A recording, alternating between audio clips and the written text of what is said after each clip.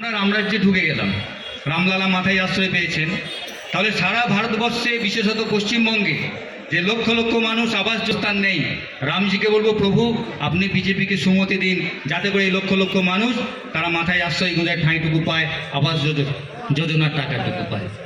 আমরা এই কথাটা বারবার বলতে চাইছি যে একটা ধর্মনিরপেক্ষ রাষ্ট্রে যেখানে ধর্ম নিজ নিজভাবে বিভিন্ন ব্যক্তি নিজ নিজভাবে আচরণ করবেন, রাষ্ট্র কোনোদিন সেই ধর্মকে নারিশ করতে পারবেন না, নার্চার করতে পারেন না। একটা ধর্মনিরপেক্ষ রাষ্ট্রে কি করে একজন রাষ্ট্রীয় প্রধান তিনি পৌরোহিত্যের ভূমিকা পালন করেন। আজকে না হোক, এটা আগামীকাল না হোক, 10 বছর 5 বছর বাদ ব্যাপকভাবে দেখা দেবে যে কি করে রাষ্ট্র প্রধান তিনি একটা ধর্মকে স্বীকৃতি দেন এবং সেটা রাষ্ট্রীয় ধর্মের জায়গায় চলে যায়, যেখানে ভারতবর্ষটা হচ্ছে ধর্মনিরপেক্ষ রাষ্ট্র। আমাদের লড়াইটা তো সেই জায়গায়, আমাদের লড়াইটা লাঠির লড়াই নয়, আমাদের লড়াইটা বেঁচে থাকার লড়াই।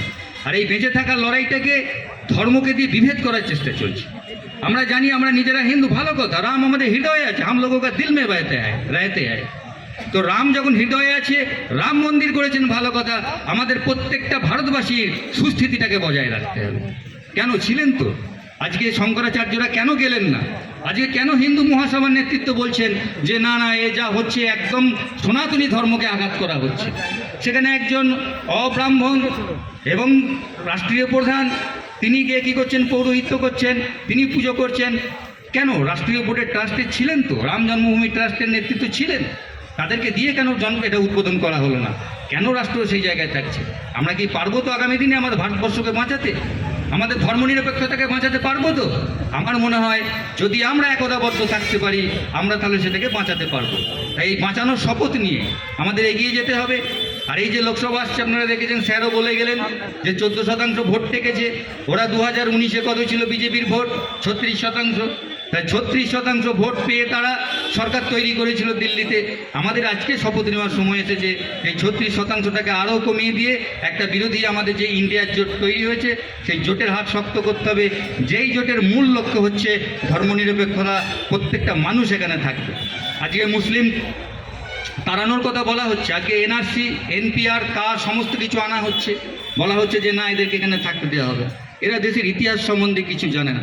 712 সালে যে ইসলাম ধর্ম বা মুসলিমরা এখানে এসেছিলেন, আজকে তারা প্রায় 1400 বছর ধরে এখানে আছেন, আমাদের হৃদয়ের সাথে মিশে গেছেন, মাটির সাথে মিশে গেছেন।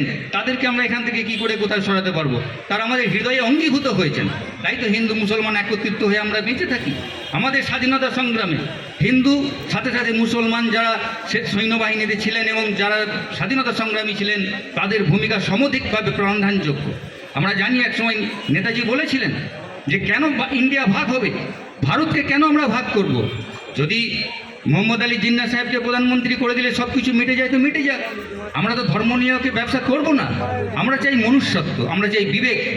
আমাদের বিবেকের ডাকে আমরা জিন্নাহ সাহেবকে প্রধানমন্ত্রী করে দিই, আমাদের এই অখণ্ড ভারতের স্বপ্নটা বজায় থাকবে। কি দেখলাম আমরা সেই নেতাজিকে নিয়ে আজকে আগামীকাল 23শে জানুয়ারি, আজকে কেন রাম মন্দির প্রতিষ্ঠার কথা ছিল? সারা ভারতবর্ষে 7 লক্ষ মন্দির আছে, রেজিস্টার্ড মন্ত্রী হিসেব করলে দেখা যাবে 12 থেকে 14 লক্ষ আমাদের মন্দির আছে। তো রামের জন্য কি স্পেশাল কোনো মন্দিরের দরকার ছিল?